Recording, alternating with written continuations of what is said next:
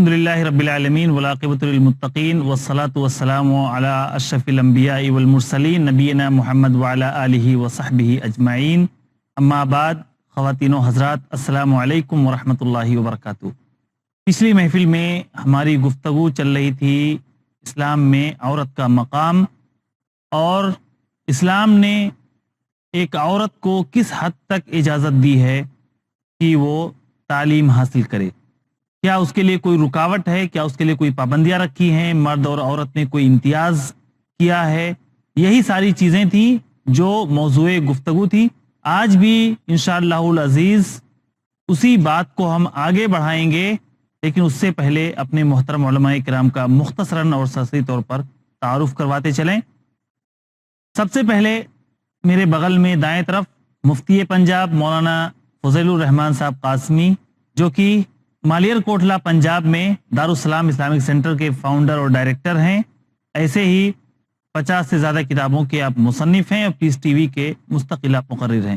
ایسے ہی بائیں طرف مجھ سے قریب مولانا رضا اللہ عبدالکریم مدنی حفظہ اللہ، جو کہ جامعہ سید نذیر حسین محدث دہلوی کے ناظم تعلیمات ہیں، ماہنامہ ترجمان السنہ اور ماہنامہ اہل السنہ ممبئی کے آپ ایڈیٹر ہیں۔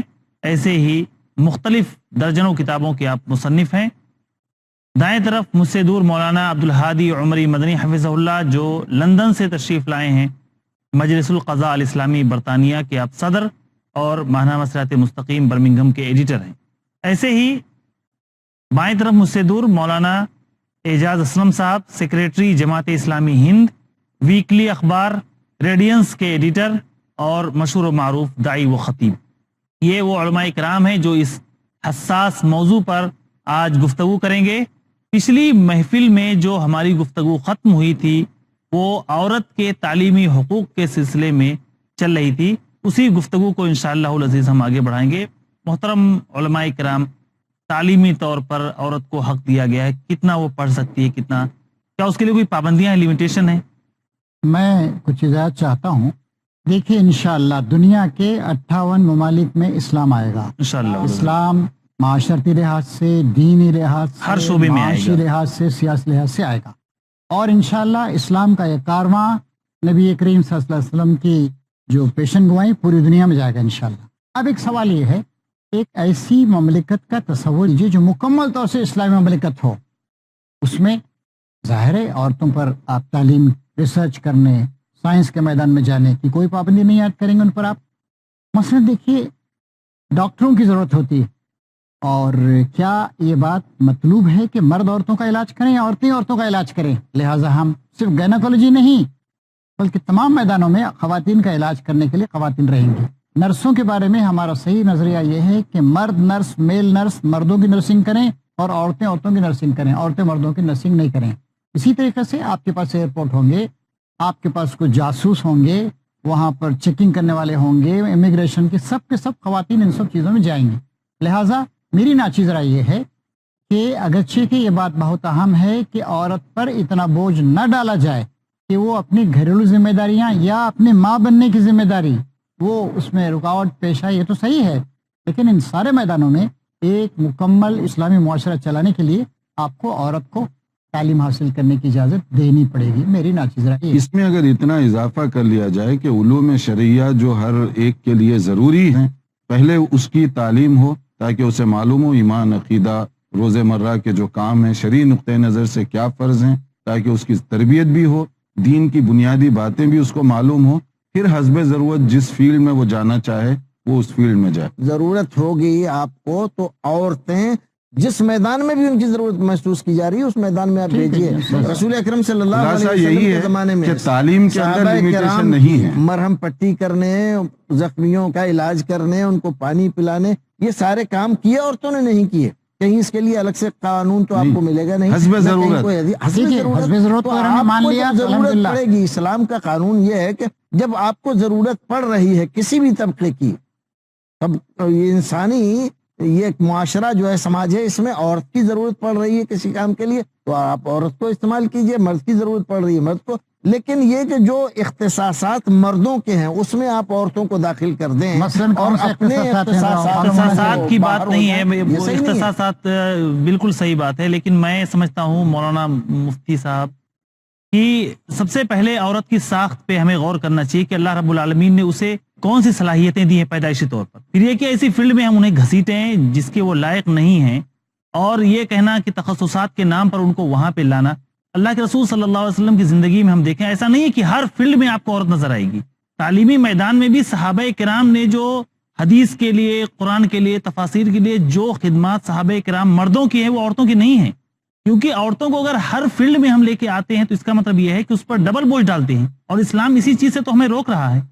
مولانا یہ بات بھی پیش نظر رہے کہ حضرت عائشہ صدیقہ رضی اللہ تعالیٰ عنہا کیا انہوں نے علم حدیث میں, علم فقہ میں عائشہ صدیقہ رضی اللہ تعالیٰ عنہ کی ایک مثال دیکھیں ہم ساری عورتوں کو. نہیں دیکھیے اس زمانے کا کیا حالات تھے, ہر زمانے کے کچھ حالات ان ہیں. کے اختصاصات تھے, یہ انہی کے تو اختصاصات. ایسی عورتیں آئیں گی مولانا, ایسی عورتیں آئیں گی, ہمیں ان کو مواقع بھی دینا چاہیے. اصل میں گفتگو کا رخ جو ہے یہ ہونا چاہیے کہ تعلیم یہ بنیادی ضرورت ہے, پھر تعلیم کے اندر علوم شرعیہ یہ سب کے لیے ضروری ہے جونیئر لیول پر. اس کے بعد مسئلہ آئے گا حتیٰ کہ حدیث میں, فقہ میں, ان چیزوں میں بھی تو تخصص کی ضرورت ہے. بالکل ہر ایک متخصص نہیں ہو سکتا. اسی طرح سے خواتین بھی جونیئر لیول تک کی جو تعلیم شرعی ہے وہ حاصل کرنا ضروری ہے. اس کے بعد حسب ضرورت اگر وہ فقیہہ بنتی ہے, اگر کوئی محدثہ بنتی ہے تو اس کے لیے مجال میرا کھلی سوال یہ ہے اسی کہ اس طریقے کو سے فلکیات میں اس کو دلچسپی ہے, میری وہی سائنس میں گفتگو ہے. دلچسپی ہے, اسی طرح معاشیات میں نہیں اصل نفسیات میں مسئلہ دلچسپی ہے. اصل مسئلہ آپ منع جس کریں پر گے ہم اس سے لوگ اس کو. مفتی صاحب سوچنا ہی سب غلط. مولانا اصل مسئلہ جس پر ہم لوگ گفتگو کر رہے ہیں وہ ہے عورتوں کی تعلیم کا, اور حدیث میں لفظ فریضہ استعمال ہوا ہے جو فرض سے بڑھ کر زیادہ تاکید اس کے اندر پائی جاتی ہے. تو جہاں تک تعلیم کا تعلق ہے مردوں کے لیے بھی ضروری ہے, عورتوں کے لیے بھی ضروری ہے. اچھی ماں بننے کے لیے بھی تعلیم حاصل کرنا ضروری ہے. تو ان کی تعلیم پر کوئی تحدید تو نہیں ہے, بالکل نہیں, اور ان کے لیے بھی اسی طرح علم حاصل کرنا لازم ہے. ہمیں ایک ایسا معاشرہ چاہیے جس کے مرد و عورت دونوں تعلیم یافتہ ہوں اور باشعور ہوں, ذہن ان کے کشادہ ہوں. آج کل ہمارے بچے اس وقت تک اچھی تعلیم حاصل نہیں کر سکتے جب تک ان کی مائیں تعلیم یافتہ نہ ہوں. صحیح.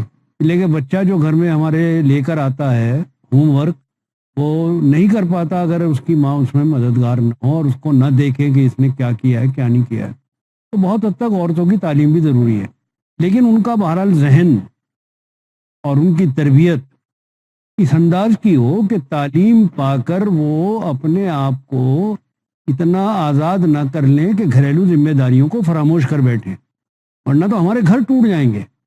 اور ہمارے گھروں کا جو یہ ماحول ہے جس میں ایک خاندان لگا بندھا منضبط خاندان, اگر عورت کو ہم نے گھروں سے باہر نکال دیا تو ہمارے خاندان کے یہ مضبوطی ہے یہ ختم ہو جائے گی. یہ بہت ضروری ہے کہ ہمارا خاندان محفوظ ہو. آپ نے بالکل بجا فرمایا. دیکھیے سعودی میں تعلیم کے جو مواقع ہیں خاص طور سے خواتین کو جتنے دیے کسی مسلم ملک میں نہیں. پوری ڈاکٹریٹ تک, پی ایچ ڈی تک سارے. اس کے اندر اعتدال یہ بہت ضروری ہے. آپ تعلیم کے نام پر عورت کو جو ہے بالکل آزاد کر دیں. مرد کو بھی آزاد نہیں کرنا چاہیے, تعلیم کے نام پر مرد کو بھی آزاد نہیں کرنا چاہیے. پرائرٹی جو ہے مرد عورت دونوں شریعت کے اسلام کے دائرے میں رہیں. ہاں, فرسٹ پرائرٹی جو ہے عورت کی ترجیح جو ہے وہ اس کو سمجھا دی جائے کہ اصل تمہارا یہ کام ہے, اس کے علاوہ تم اگر کرنا چاہو ٹھیک ہے, لیکن اگر آپ تعلیم کے نام پر اس کی ترجیح نمبر 1 چھوڑ دیں گے تو اس کا نظام کیا ہوگا. مغربی دنیا کے اندر پورا نظام خاندان تحس نحس ہو گیا. یعنی یہ فرضی بات نہیں, اب ہو رہا ہے. تعلیم سے نہیں ہوا ہے, بے روی سے ہوا ہے. معذرت کے ساتھ مولانا آگے ایک نیا نقطہ ہم چھیڑتے ہیں. شادی بیاہ کے تعلق سے کیا اختیارات دیے ہیں ایک عورت کو اسلام نے؟ دیکھیے اسلام نے جو اختیارات دیے ہیں وہ بہت معتدل متوازن ہیں, جو عورت کے لیے بھی اور مرد کے لیے بھی ان کی طبیعت اور مزاجوں کے مطابق ہیں. مثلا یہ ہے کہ عورت وہ اس کو کسی سہارے کی ضرورت ہے, شادی سے پہلے بھی اور شادی کے بعد بھی. شادی سے پہلے اس کا جو والد ہے وہی اس کا ذمہ دار ہوتا ہے, تو شادی کے لیے ولی کی اجازت کو ضروری قرار دیا گیا. اور لیکن ولی کوئی ایکسپلائٹیشن نہ کرے, استحصال نہ کرے کہ میں سب کچھ کر سکتا ہوں عورت کی بھی وہاں اجازت لی جائے گی. اگر اس کی اجازت کے بغیر کوئی شادی کر دی جائے اور لڑکی اس کو پسند نہ کرے تو ڈیزالویشن آف میرج، تنسیخ نکاح کا اس کو شریعت نے حق دیا ہے. اور دوسری طرف یہ ہے کہ کوئی عورت جو ہے ایسی باہر نہ نکل جائے ماں باپ کو خاطر میں لائے بغیر، اور وہ کہیں جا کر اپنی مرضی سے کر لے بغیر ولی کی اجازت کے، اس کو بھی باطل قرار دیا گیا. تو اب اس کے اندر دیکھیے اعتدال کیسے قائم ہوگا کہ ولی جو ہے اس کا والد شادی کرنے سے پہلے وہ بھی غور و فکر کرے گا، بچی سے مشورہ کرے گا تاکہ جو ہے اچھی جگہ وہ جائے. ہم تھوڑا سا وقفہ لیتے ہیں، وقفے کے بعد انشاءاللہ العزیز دوبارہ آپ کی خدمت میں حاضر ہوں گے. تب تک کے لیے السلام علیکم ورحمۃ اللہ وبرکاتہ. السلام علیکم ورحمۃ اللہ وبرکاتہ. ناظرین کرام، بریک کے بعد آپ سب کا استقبال ہے. شادی بیاہ کے تعلق سے عورت شریعت کی نگاہ میں، اسلام کی نگاہ میں کتنی آزاد اور کتنی پابند ہے، اس کو شریعت نے کیا حقوق دیے ہیں، یہی گفتگو ہماری چل رہی تھی. میں مولانا عمری حفظ اللہ سے درخواست کروں گا کہ مولانا شادی بیاہ کے تعلق سے عورت کو کیا حقوق حاصل ہیں. جیسے میں نے بتایا کہ اس کے اندر دونوں کے لیے ان کی طبیعت کے مطابق اللہ تعالیٰ نے ان کو اختیارات بھی دیے، احکام بھی دیے ہیں. لڑکی کے لیے ضروری ہے کہ وہ ولی کی اجازت لے تاکہ شادی کے اندر کوئی بے راہ روی نہ ہونے پائے، اور ولی کے لیے بھی ضروری ہے کہ وہ شادی کے مسئلے میں بچی سے بات کر لے. اگر وہ پڑھی لکھی ہے، سمجھدار ہے تو باقاعدہ اس سے ڈسکس کرے یا کم سے کم اس کی رائے اور مرضی معلوم کرنے کی کوشش کرے. اگر اس طرح سے ہوگا تو بہت بہترین معاشرہ وجود میں آئے گا کہ جسے زندگی گزارنی ہے اس کی مرضی بھی شامل ہوگی، اور جو گھر کے خاندان کے بڑے بزرگ ہیں ان کا مشورہ اور دعائیں بھی شامل رہیں گی. لیکن اگر اس کو چھوڑ دیا جائے کہ بچی کو آزاد چھوڑ دیا جائے اور والدین کو نظر انداز کر دیا جائے تو اس کا کوئی غلط اقدام نہ صرف اس کے لیے بلکہ سارے خاندان کے لیے تباہی اور بربادی کا سبب. نکاح کا تعلق صرف کوئی مرد عورت کا ہی تعلق نہیں ہے. صحیح. اسلام کی نظر میں نکاح کا تعلق دو خاندانوں کا تعلق ہے، اور اسی سے ہمارے سماج بنتا ہے. تو دو خاندانوں کے تعلق میں یہ دیکھنا ضروری ہے کہ جن سے ہمارا تعلق قائم ہو رہا ہے آیا وہ اس کے مناسب ہیں کہ نہیں ہیں. اگر ایک گھرانہ ایسا ہے کہ وہاں کاروبار ہوتا ہے اور ایک گھرانہ ایسا ہے کہ ان کے ہاں کھیتی باڑی ہوتی ہے، اب اگر لڑکی ان کے ہاں جائے گی تو وہ اس کے ساتھ میل نہیں کھائے گی. اور ایک ایڈیشنل بات یہ ہے کہ لڑکی کمزور ہوتی ہے، اس کا ایکسپلائٹیشن ہو سکتا ہے، اس لیے بھی اس کے ماں باپ، اس کے خاندان کا پروٹیکشن اس لیے مقاصد نکاح ضروری ہے کو اس کے لیے سامنے رکھتے ہوئے جی یہی صحیح. بات مناسب ہے جو اسلام نے رکھی ہے کہ ولی کی اجازت بھی ہو اور لڑکی کی اپنی مرضی بھی اس میں شامل. کوئی منمانی نہیں کر سکتا. اس میں جو نقصان دہ ہو رہا ہے عملی طور پر کہ یہ شریعت کا حکم ہے، لیکن عرض واقع میں کیا ہو رہا ہے، ماں باپ عام طور پر جو ہے بچیوں سے مشورہ نہیں کرتے، اور کبھی کبھی ایسے بھی ہوتا ہے کہ اس کی مرضی کے بغیر جو ہے اپنی مرضی مسلط کرنے کی کوشش کرتے ہیں. اسی لیے کبھی لڑکی فرار ہو رہی ہے، کبھی کورٹ کچہری سے جا کے شادی کر رہی ہے، کبھی پولیس کے اس میں ہو رہی ہے. تو مسئلہ بھی غلط ہے، یہ غیر کسی نہ کسی طرف سے کوئی بے اعتدالی ہوتی ہے، ہاں تبھی یہ مسئلہ پیش آتا ہے. اگر دونوں طرف سے مناسب رویہ ہو تو یہ مسئلہ پیش نہیں آتا. اس تعلق سے مولانا سیرت نبوی میں کوئی مثال کہ عورت کے ساتھ جبر کیا گیا ہو اور پھر اللہ کے رسول صلی اللہ علیہ وسلم نے کئی سی مثالیں ہیں اس طرح کی. رسول اکرم صلی اللہ علیہ وسلم کی خدمت میں ایک خاتون آئی تو آ کر اس نے عرض کیا کہ میرے والد نے اپنے بھتیجے کے ساتھ جی میری شادی کر دی ہے اور مجھ سے پوچھا نہیں اور میری رائے بھی نہیں لی اور میں اس کو پسند نہیں کرتی. یہ خوبصورت لڑکی ہے اور وہ کالا ہے بالکل. اب میرے ذریعے اس کے بچوں کو گورا کرنا چاہتا ہے. اس طرح کا رسول اکرم صلی اللہ علیہ وسلم نے اس سے پوچھا کہ تم راضی نہیں ہو؟ تو اس نے کہا کہ نہیں میں راضی نہیں، میری اجازت کے بغیر اس طرح کا کیا. تو آپ نے اس نکاح کو کہا کہ تم رد کر سکتی، تمہیں اجازت ہے، تم اس کو رد کر دو. جب اس نے یہ سن لیا رسول اکرم صلی اللہ علیہ وسلم سے کہ یہ اجازت ہے، تب اس کے بعد کہا کہ اللہ کے رسول میں اس کو جائز کرتی ہوں، قبول کر میرے لیتی باپ نے جو فیصلہ کیا ہے میں اس سے متفق ہوں. میں صرف یہ بتلانا چاہتی تھی کہ اسلام نے یہ حق دیا ہے ہم عورتوں کو، جی ہم چاہیں تو اس کو رد کر سکتے ہیں، باپ زبردستی نہیں کر سکتا ہمارے ساتھ. تو اسی کو آج کی اصطلاح میں جو ہے کہتے ہیں کہ فورس میرجز. مولانا اس طرح کی ایک اور حدیث ہے نا، آپ حدیث کے ماہر ہیں، آپ بتا سکتے ہیں کہ ایک بار ایک خاتون نے کہا یا رسول اللہ میرے شوہر آ رہے ہیں اور مجھے ان کے دین سے کوئی شکایت نہیں ہے، جی بالکل میں ہرگز ان کے ساتھ نہیں رہ سکتی. تو حضور نے کھلا کرا دیا. اور یہ خلا کا وہ کیس. ذرا واقعہ جی بتائیے. جی کہ بالکل رسول بالکل اکرم اجازت. صلی اللہ علیہ وسلم کی خدمت میں وہ آئی اور ان کا اللہ کے رسول میں ان کے دین اور اخلاق میں کوئی عیب عیب نہیں نکالتی. جی ہاں. لیکن میں اسلام کے بعد کفر کو ناپسند کرتی ہوں. وہاں کفر سے مراد کفران نعمت ہی تھا کہ میں ناشکری کروں، ان کے ماتحت بھی رہوں، ناشکری کروں، اس بات کو پسند نہیں کرتی. تو رسول اکرم صلی اللہ علیہ وسلم نے ان سے پوچھا کیا معاملہ ہے، تو یہ سب بتایا کہ ایسا ایسا ہے. تو رسول اکرم صلی اللہ علیہ وسلم نے ان کو بھی جو ان کو نصیحت مہر تو ملا تھا یہ مہر کی- واپس کرنے کے لیے. نصیحت تو یہ کی کہ اگر رہو تو اچھا ہے، اور اگر نہیں تو کیا تم وہ جو اس نے دیا ہے تمہیں وہ واپس کر سکتی ہو باغ؟ تو کہا کہ ہاں اللہ کے رسول. تو کہا ٹھیک ہے اس کا باغ واپس کر دو. تو خلے کا مسئلہ تھا کہ یہ واپس کر دو اور تم اپنا نکاح. یعنی عورت غیر مشروط طریقے سے اپنا حق مانگ سکتی ہے جی، کہ وہ مانگ کسی شخص کے ساتھ نہیں رہنا چاہتی. جی اسی لیے تو جو مولانا نے بات کی وہ بڑی اہم ہے اپنی جگہ، کہ والد جو ہے یعنی بطور ولی کے وہ کفو جو ہے اس کو کہ برابری یا یکسانیت یہ ان مل چیزوں بے کو جوڑ بھی وہ شادیاں چیک زبردستی کر نہیں کی سکتا ہے. جائیں. جب کسی کا رشتہ آیا تو یہ میری بیٹی کے لیے مناسب ہے، ان کا گھر بار رکھ رکھاؤ تعلیم اور دوسری بہت ساری چیزیں اس طرح کی دیکھی جا سکتی ہیں تاکہ بعد میں دشواری نہ پیدا ہو. مفتی صاحب، طلاق اور خلا کے تعلق سے کیا مرد کو یہ ڈنڈا جو شریعت نے دیا ہے کیا عورت بے اختیار ہے؟ اسلام نے ظاہر سی بات ہے عورت کو بھی اس بارے میں حق دیا ہے، ذرا واضح کریں ہمارے دیکھیے، ناظرین طلاق کے لیے. مسئلے کو حل کرتی ہے. بالکل ایک ضرورت. اگر میاں بیوی میں مفاہمت نہیں ہے، مودت و رحمت نہیں ہے، نکاح اپنے مقاصد میں ناکام ہو چکا ہے، تو اس صورت میں شریعت نے ایک دروازہ کھولا ہے طلاق کا. یہ دروازہ جس طرح مرد کے لیے کھلا ہوا ہے طلاق کا، اس طرح عورت کے لیے بھی کھلا ہوا ہے خلا کے نام سے. اور مرد کو براہ راست طلاق دینے کا حق ہے جبکہ ضرورت سمجھتا ہو، اور عورت کو خلا حاصل کرنے کا بذریعہ قاضی یا بذریعہ عدالت حق ہے. فرق بس اتنا ہی ہے کہ وہ بالواسطہ اور یہ بلا واسطہ. حق دونوں کا ہے. عورت بھی اسی طریقے سے آزادی حاصل کر سکتی ہے جس طرح مرد چھٹکارا حاصل کر سکتا ہے. تو دونوں کے لیے برابر ہے معاملہ. اور اس اب میں بھی ہمارے یہاں جو پریشانی ہے وہ بھی آپ سن لیجئے، جی وہ بہت ضروری ہے کیونکہ ہم ایک بہت گفتگو ضروری ہے. کر رہے جی، ہیں. عملی ایک مسئلہ آپ ہمارے تو سامنے practically ہے، اس میدان میں پرابلم ہیں. ہمارے سامنے ہے. جی تو پرابلم ہمارے سامنے یہ ہے کہ ہمارے ملک میں شرعی عدالتیں نہیں ہیں. عورت کو خلا کا حق تو ضرور دیا ہے، لیکن وہ خلا کہاں حاصل کرے، بہت بڑا مسئلہ ہے. یہ بہت بڑا مسئلہ ہے. اور اس کی وجہ سے ہمارے پورے ملک میں ہماری بیٹیاں اور بہنیں سخت دشواری محسوس کر رہی ہیں، اور آپ اس کا اندازہ نہیں لگا سکتے کہ ہم کن مشکلات سے گزر رہے ہیں. اس لیے کہ ہمارے قانون کی بیچ کی ایک کڑی ٹوٹی ہوئی ہے. مرد تو آزاد ہے، وہ تو اگر نہیں سمجھتا ساتھ رہنا تو چھٹکارا لے لیتا ہے. عورت جہاں پریشان ہوتی ہے معلق رہتی ہے، بیچاری لٹکی رہتی ہے.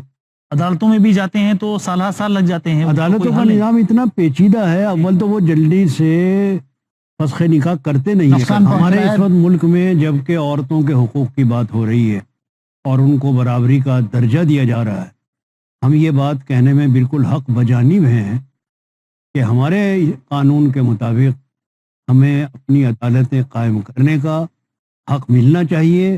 ہمارے لیے شرعی عدالتیں ہوں تاکہ ہماری بچیاں اس پریشانی سے نجات پا سکیں. حالانکہ وہ پرسنل لا جو ہے مانا ہوا ہے تو یہ بھی پرسنل لا ہی کے اندر آتا ہے. جب نکاح آپ مانتے ہیں تو طلاق اور خلا جو ہے اسی کے لازمی حصے ہیں، اور وراثت کو آپ مانتے ہیں تو میاں بیوی کے یہ حصے ہیں، یہ بھی اسی میں آنا چاہیے پرسنل لا کے اندر ہی. مولانا محترم، ترکہ وغیرہ کے تعلق سے کیا معاشی حقوق کیا دیے ہیں شریعت نے؟ خواتین کو دیکھیے جیسا ذکر کیا گیا کہ اسلام نے، صرف اسلام نے ترکے میں حصے دار بنایا ہے لڑکی کو. بعض لوگ اعتراض کرتے ہیں، ان کی سمجھ میں یہ بات نہیں آتی. لڑکے کو 1 روپیہ اگر مل رہا ہے تو لڑکی کو 8 آنے مل رہے ہیں، یہ کم کیوں ہو رہا ہے؟ اس کو برابر ہونا چاہیے. لیکن یہ نہیں دیکھتے.